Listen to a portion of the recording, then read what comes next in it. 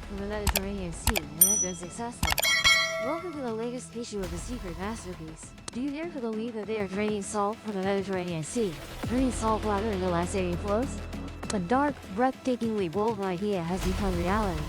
From the vast salty ocean, millions are witnessing a miracle unfolding, with clean water gushing forth in life and death moments. What made this plan explode into success? Removing Mediterranean salt and the miracle in Gaza. In the Gaza Strip, a land where every drop of clean water is more precious than gold and jewels, the people have found a miraculous way to overcome the persistent thirst that has haunted them for years. They don't sit waiting for rare rains from the sky, nor do they pin hopes on rivers that barely exist in this arid land. Instead, their gaze turns to the Mediterranean Sea, the vast sea right beside them with salty water that seemed unable to save anyone. From that very place, a bold idea was kindled and gradually became reality, turning undrinkable seawater into a new source of life for hundreds of thousands of people craving a single. This is the story of desalination plants, where salt is skillfully separated from water, leaving great hope for a land constantly tormented by war and drought. But is this effort powerful enough to change Gaza's harsh fate? Or just a tiny spark that flashes and vanishes in the vague darkness? The emotional journey and their extraordinary efforts will surely make anyone curious to explore. Life in Gaza has never been easy for anyone born and raised here. Rain in this land falls sporadically, averaging only about 150 millimeters per year, mostly concentrated in the first 3 months, from January to March. For the rest of the year, from the start of spring until late autumn, the sky seems tightly shut, refusing to bestow even a tiny drop of water from above. The people here cannot rely on natural lakes, as Gaza simply has no lakes gifted by nature. Rivers are also a luxury they dare not dream of, with only one system called Wadi Gaza. But in reality, it's just a dry valley lying still amidst the dusty land. This valley only has water when unexpected heavy rains pour down, but heavy rain in Gaza is as rare as autumn leaves falling, so the people never know for sure when it will become a water source they can depend on. As natural groundwater is not in the hands of Gaza. A significant portion of that underground flow passes through Israeli territory, where, according to many sources, they extract over 20 billion liters of water annually to meet agricultural irrigation needs. Meanwhile, Gaza receives only a tiny leftover portion, like a few drops of water in a dry desert, insufficient to meet the basic needs of over 2 million people crammed into a narrow strip of land. A dense population, a small area, yet natural water sources are depleting daily, making their lives more difficult. Therefore, the people of Gaza are forced to find ways to cope, unable to sit idle waiting for salvation from nature or external solutions. They look to the Mediterranean Sea, where waves crash regularly on the shore daily, carrying salty water no one dares to drink. But from that seemingly useless water source, they have turned it into an opportunity for survival, a hope to endure harsh days. Desalination plants emerged from this as an affirmation that even in the most desperate circumstances, humans can find a way out if they dare to think differently and act relentlessly. Depleted groundwater and daily suffering. Beneath the Gaza Strip, the coastal aquifer has long been the sole source of life that the people cling to for daily survival. Over 5,000 wells are drilled deep into the ground, from small villages to crowded residential areas, to draw water for all essential life needs. Water from these wells is not only used for drinking and cooking, but also for irrigating scarce crops and meeting minor industrial production needs in the region. Each year, Gaza's people extract about 180 billion liters of water from that aquifer, a huge number compared to the natural conditions of this land. But in return, the scarce rainfall each year replenishes less than 60 billion liters to the aquifer due to the arid climate, as the soil cannot retain water long. What is the result? The aquifer is increasingly exhausted, depleted like the lifeblood of this land being drained, leaving a bleak outlook for millions who depend on it. When fresh water in the aquifer is overexploited, another danger silently emerges. Salt water from the Mediterranean Sea, right next to Gaza, begins to seep into the ground, filling the voids left by fresh water. This phenomenon not only changes water quality but also turns the precious life source into something unusable. To date, tests show that 95% of water pumped from wells has salinity exceeding the threshold of 1 gram per liter, the level the World Health Organization considers safe for human consumption. Water that's salty is not only hard to swallow but also harmful to the body if used long. The people of Gaza are caught in a dilemma. Either accept drinking that bitter salt water to survive each day, or face thirst with no other options at hand. Their lives now hang precariously between these two harsh realities. To end there, because Gaza.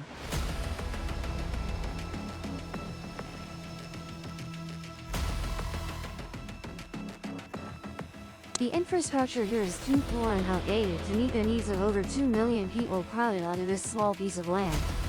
Therefore, many families are forced to use self-help latrines or makeshift septic tanks to handle household waste.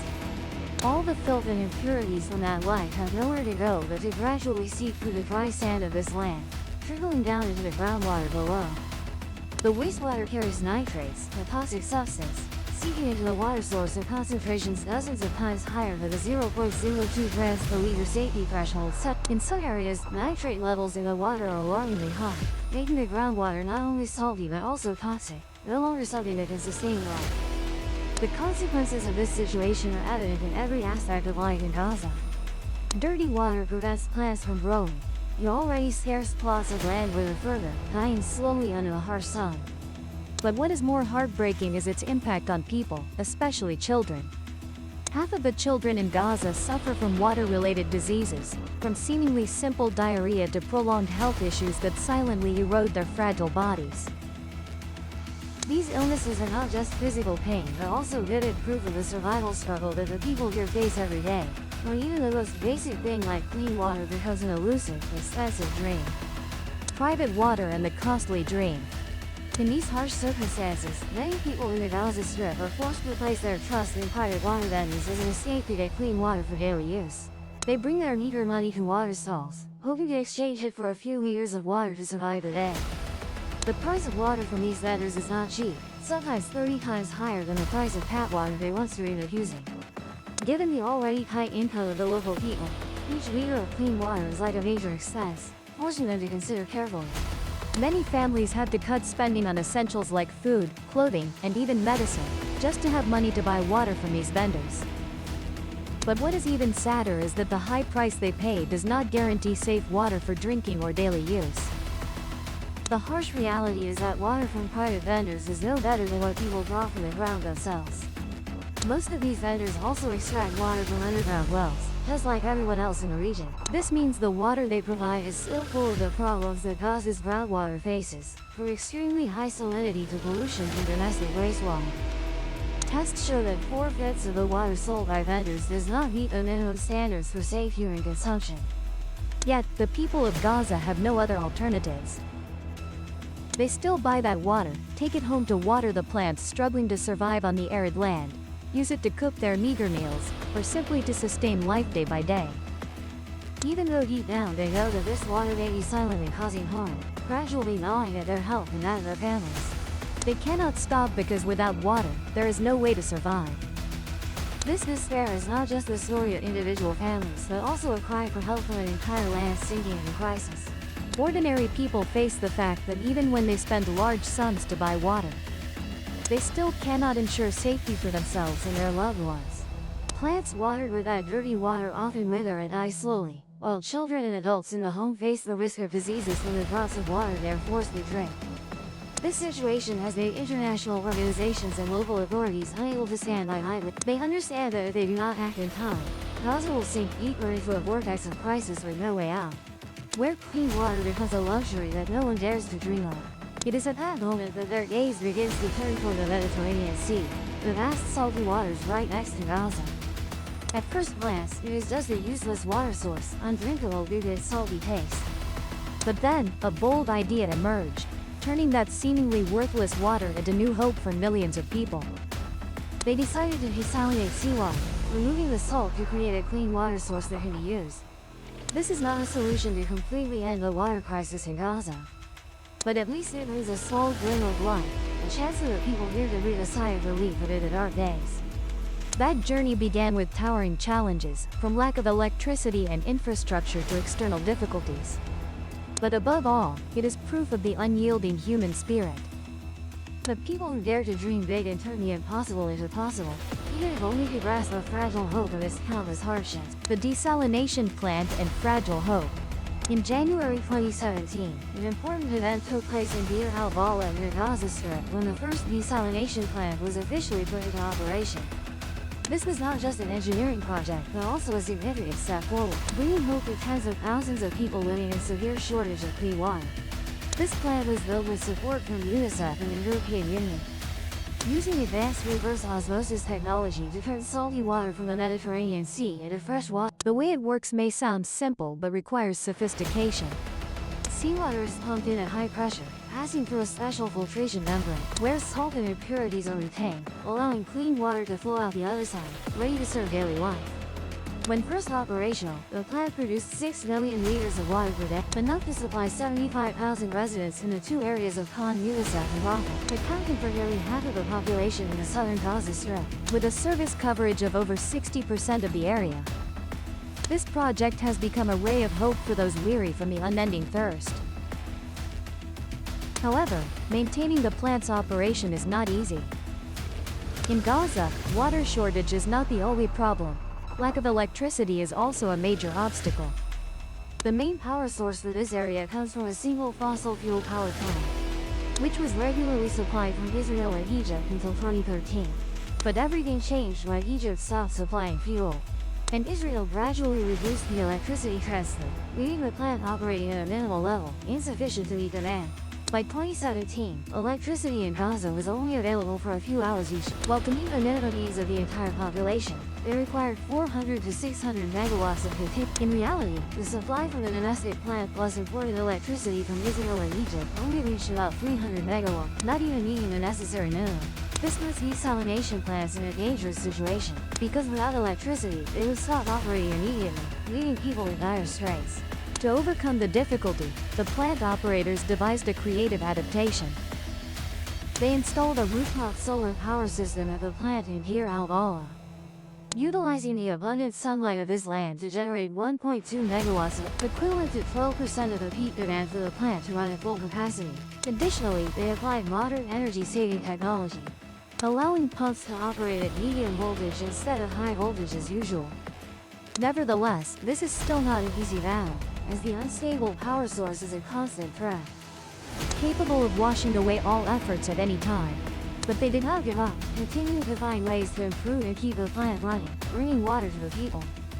By 2019, after completing Phase 2, the plant increased its capacity to 14 million liters of water per day, enough to serve 150,000 people with a total construction cost of about. Although it did not reach the initial goal of producing 20 million liters as planned in Gaza, this is still a significant step forward, an achievement that the people of Gaza can be proud of. Currently, the entire area has 3 major desalination plants, providing about 15% of the drinking water needs for the 2.4 million people living here. Although this number is not enough to completely eliminate the water crisis, it is still a bright spot, a valuable support amidst countless difficulties. Moreover, these plants also change how people perceive clean water, encouraging them to use water more efficiently. From maintaining the cleanliness of household storage tanks to being aware of paying water, step-by-step building more sustainable living habits in this creativity from hardship. The water crisis in the Gaza Strip is not merely a lack of drinking water but also brings widespread consequences, severely affecting both agriculture and environmental sectors. Previously, wastewater was a major nightmare for the people here, with over 30,000 septic tanks used to treat domestic waste. But they could not meet the needs of over 2 million people crowded in this small land. As a result, filth from those septic tanks overflowed, flowing straight into the sea, causing serious pollution to the Mediterranean coastal area. But things began to change in the early 2020s. When the people and local government were determined to find ways to improve the situation, a wastewater treatment plant was built in that area, serving about 1 million people. Completed within 4 years, although construction was repeatedly delayed due to ongoing conflicts. This plant is special because it uses biogas and solar energy to operate independently, not relying entirely on the area's meat power supply. It is also expected in the future to generate excess electricity, bringing more hope to this struggling land. Not stopping there, another wastewater treatment plant was also built in Khan Yunis, home to 430,000 people. This plant treats 26 million liters of wastewater daily, helping reduce the burden on residents and providing useful water for irrigation, though not drinkable. Previously, most homes here lacked proper sewer systems. forcing them to use makeshift septic tanks, resulting in wastewater being only roughly treated. Now, with the plant's presence, that situation has significantly improved. Not only making the environment cleaner, but also helping farmers have additional water to maintain their crop. Although this is not a comprehensive solution, it is still a major step forward, bringing a bit of hope to those who thought their land would remain arid forever. But then, the conflict that erupted in 2024 made everything worse than ever. Israel cut off Gaza's electricity supply, causing the main desalination plant, which produced 14 million liters of water, to now operate at a reduced capacity of only 3 million liters. Clean water infrastructure was severely damaged after attacks, leaving thousands of people without any water source to use. However, on the brink of life and death, the people of Gaza refused to surrender, finding ways to cope and survive. Many installed homemade solar panels on their roofs, using them to pump water from underground wells. Even though the water drawn up remained murky and unsafe, nevertheless, they were willing to share that scarce water, about 6,500 liters at a time, with thousands of others in distress around them, demonstrating admirable solidarity. An even more touching story is that of a mother in Gaza. She utilized wooden planks from humanitarian aid shipments and broken glass from abandoned houses to create a mini solar-powered desalination system. Seawater is heated in that simple device, salt is separated, and the water then flows through activated charcoal for further purification. Although it only produces a small amount of fresh water, that innovation has helped her family and those around her have a bit more water to endure each day. Such small efforts are vivid proof of humanity's fierce will to survive, even when everything seems lost.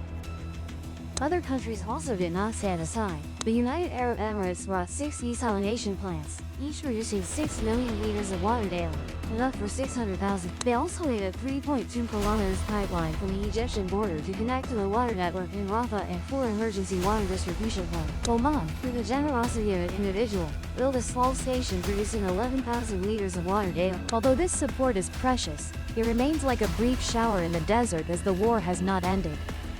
The people of Gaza need real peace so that clean water is not just a distant dream, but something they can hold in their hands every day. And if you found this video interesting, don't forget to click the subscribe button for Beyond the Veil 0707 to follow more information. Thank you for watching until the end, and see you again.